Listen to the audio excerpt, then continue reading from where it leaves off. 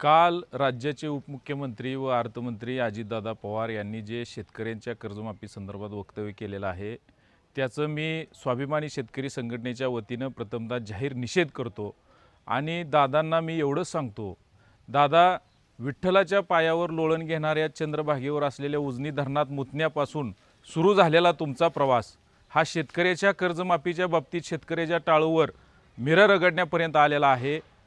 आपण गेल्या 15 वर्षापासून या राज्याचे उपमुख्यमंत्री आणि अर्थमंत्री आहात।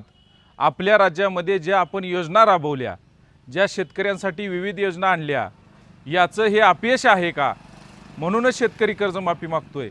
शेतकरी काय भिकारी नाही याचं तुम्ही भान ठेवलं पाहिजे। आणि शेतकऱ्याच्या बाबतीत बोलताना आपण अनेक वेळा शेतकऱ्यांचा वारंवार अपमान करत आहात, याचा स्वाभिमानी शेतकरी संघटनेच्या वतीनं आम्ही निषेध करतो। आपण सत्ता सुंदरीच्या मागे पळत असताना कशा प्रकारे पवार साहेबांना दागाफटका दिला, एकाला हाय दुसऱ्याला बाय आणि तिसऱ्या संघ पळत जाऊन कशा प्रकारे सत्ता स्थापन केली, हा महाराष्ट्रातला शेतकरी बघत आहे।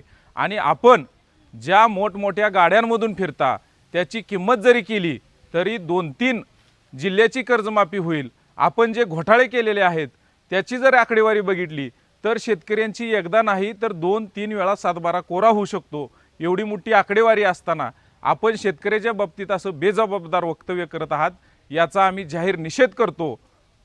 आणि शेतकरी येणाऱ्या जिल्हा परिषद पंचायत समिती निवडणुकीमध्ये आपल्या या वक्तव्याचा चांगल्या प्रकारे समाचार घेऊनच मतदान करतील, याचं भान आपण ठेवलं पाहिजे।